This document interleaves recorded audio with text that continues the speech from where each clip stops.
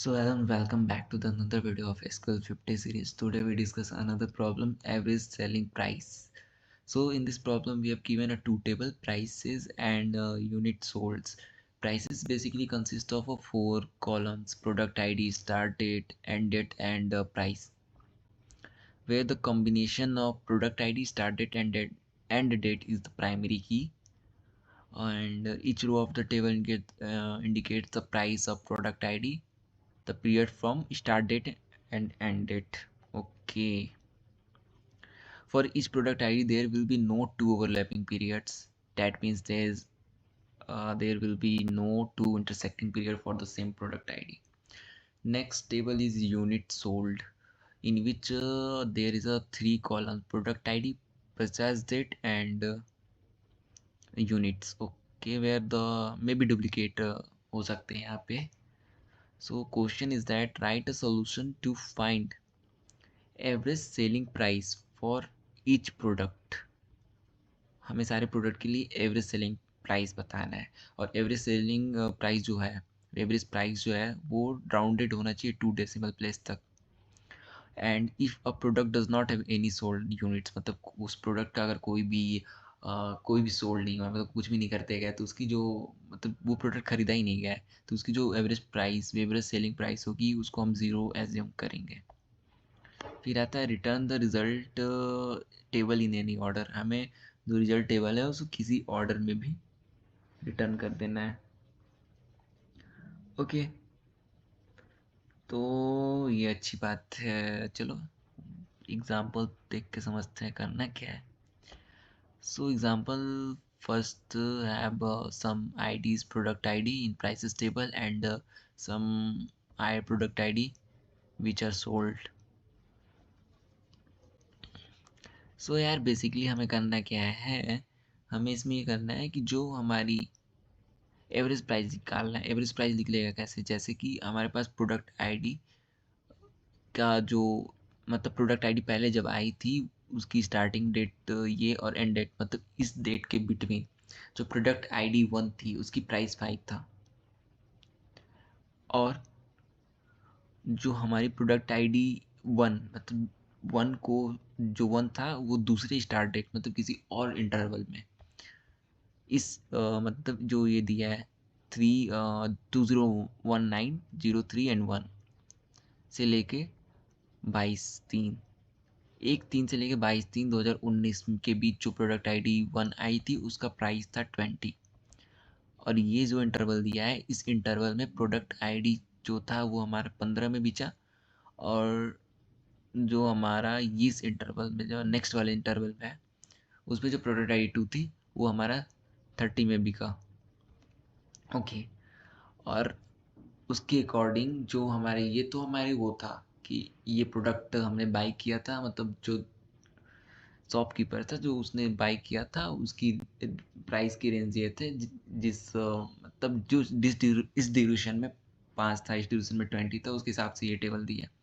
और जो unit sold table है, यूनिट सोल्ड टेबल में हमें वो दिया है कि इस प्रोडक्ट आईडी को किस इंटरवल, मतलब किस डेट को खरीदा गया है और उसकी यूनिट्स क्या है, मतलब वो कितनी यूनिट में बिका. सो बेसिकली हमें क्या करना है, हमें चेक करना है कि ये जो 50 डेट है इसको मैच करेंगे कि हमारे किस रेंज में लाई करता है, किस डेट के रेंज में लाई करता है. जैसे कि ये 25/2 है, और 28 और 17 से 28 के बीच में ये लाई कर रहा है. उस टाइम ये इसके 100 यूनिट्स को सोल्ड किया गया है और इसकी प्राइस 5 थी, तो हमने क्या किया, 100 × 5 कर दिया. और सेम प्रोडक्ट को हमने दूसरे वाले इंटरवल में ख़रीदा था, उसके जो यूनिट बिके थे वो 15 यूनिट बिके थे. उस टाइम इसकी प्राइस थी 15 × 20, तो हमने 15 × 20 कर दिया. और टोटल जो था, कितने यूनिट्स बिके टोटल, हमें एवरेज निकालना है, तो टोटल जो बेनिफिट हुआ, जितने पैसे मिले हमें उसको डिवाइड कर देंगे, कितने यूनिट्स हैं उसको हमने डिवाइड कर दिया 100 + 15, मतलब 115 से. तो हमारा प्रोडक्ट 1 जो था उसका हमें एवरेज सेलिंग प्राइस मिल गया. उसी तरह इसमें थे 230. 200 फर्स्ट वाले इंटरवल में था 2 का, और 30 दूसरे वाले इंटरवल में था 2 का, तो उसको हमने सम करके फिर उन दोनों के यूनिट के सम को मतलब 200 + 30 से डिवाइड कर दिया और फाइनली 16 × 96 आ गया और उसे हमने शो कर दिया अपने आउटपुट में। तो यार कैसे मतलब क्या करेंगे इसके लिए? सो बेसिकली पहले तो हम इसका लेफ्ट ज्वाइन ही करेंगे। पहले हम इसका क्या करेंगे, लेफ्ट ज्वाइन ही परफॉर्म करना है।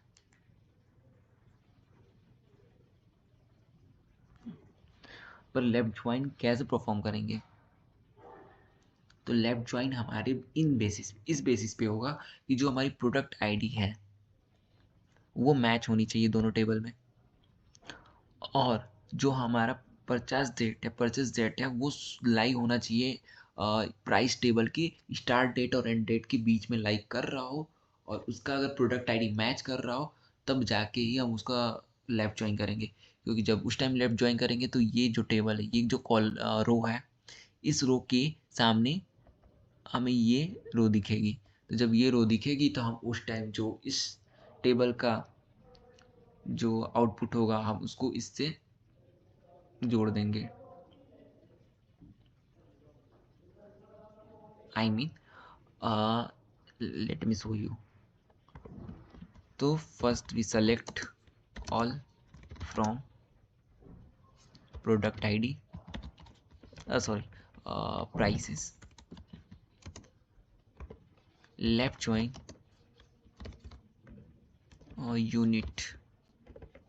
यूनिट्स सोल्ड, इसको यू बोल देता हूँ, इसे पी बोल देता हूँ, on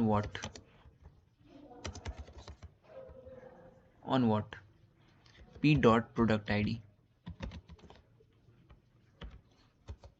is equals to U dot product ID. Okay,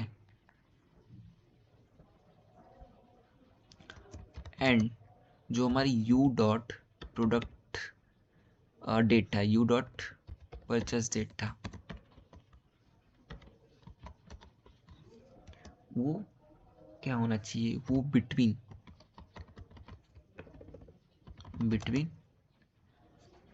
P dot start date, यार टाइप तो करके वो रहा है, start date and P dot end date, इनके बीच लाइक करना चाहिए। अगर केवल इतना होता है, पहले देखते हैं जो मैं बताना चाहता था उसका आउटपुट क्या आ रहा है, उसको मैं आगे बता सकूं आपको कि करना क्या है। तो मैं ये जो एग्जैक्टली यही दिखाना चाहता था कि जो हमारा ये टेबल है इसके करस्पॉन्डिंग हमें वही एंट्री मिली जो एंट्री हमें चाहिए थी, क्योंकि अब हम इजीली 100 और 5 का मल्टीप्लिकेशन कर सकते हैं और 15 और 1 का मल्टीप्लिकेशन कर सकते हैं और इसका सम कर सकते हैं when you perform the group by. ये दोनों ग्रुप बाई एक हो जाएंगे ग्रुप बाई करने पे, और इनका जो हम समेशन कर देंगे, इनके जो प्रोडक्ट के मल्टीप्लिकेशन का समेशन मतलब प्राइस और यूनिट्स के मल्टीप्लिकेशन का समेशन कर देंगे। अब इतना तो पता होगा ये सामने आ क्यों रहा है। जब लेफ्ट ज्वाइन किए हम किसके अकॉर्डिंग किए हैं कि प्रोडक्ट आईडी और प्रोडक्ट आईडी मैच करे, और जो परचेस डेट है वो हमारे इन दोनों डेट के बीच लाई करे, उसके अकॉर्डिंग हमारे टेबल फॉर्म हो गया। अब जैसा कि हमें क्या करना है, हमें एवरेज फाइंड करना है। पहले तो हमें चाहिए product P dot product ID, और जो दूसरा कॉलम चाहिए था वो राउंडेड होना चाहिए 2, और इधर क्या होगा वो उसकी बात करेंगे। उससे पहले मैं सिंपली पहले एक तो काम कर ही देता हूँ, जो मैंने बोला कि ग्रुप बाई किसके बेसिस पर करेंगे, प्रोडक्ट आईडी के बेसिस पे सिंपली। ठीक, ग्रुप बाई कर देंगे। अब करना क्या है, हमें क्या चाहिए, सबसे पहले कि जो हमारा पी डॉट प्राइस है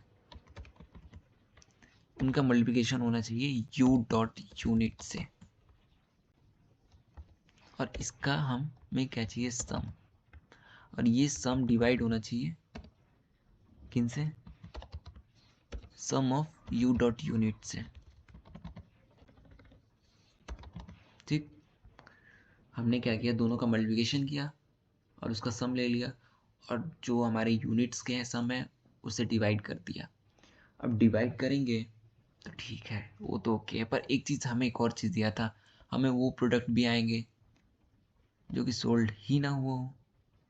ऐसे प्रोडक्ट का क्या करेंगे, मतलब जहाँ पे नल आ रहा होगा, तो उसके लिए एक फंक्शन होता है कि जो ये है, इसको अगर ये नल आता है तो हम इसे कर देंगे 0, और वो फंक्शन होता है अपना कोल यस ई एस, ये कुछ होता था, यस ई ई एस सी, हाँ लेट ट्राई, आई थिंक यही होता था बेसिकली। ये फंक्शन वो है कि जो अगर ये इसकी वैल्यू नल आती है तो वो रिप्लेस हो जाएगी 0 से। I think spelling mistake something हो सकती है इसमें। यस, स्पेलिंग मिस्टेक तो है, ई एस सी ई होना। एक बार ये चेक कर लेता हूँ, आई थिंक यहाँ से ओके, कलर चेंज हो गया तो यही होगा। Okay, it should be as a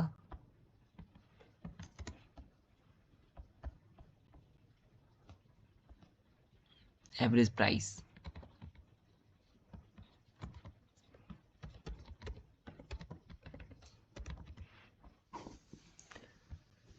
So now the sample test case तो चल गया भाई। अब now try to submit it.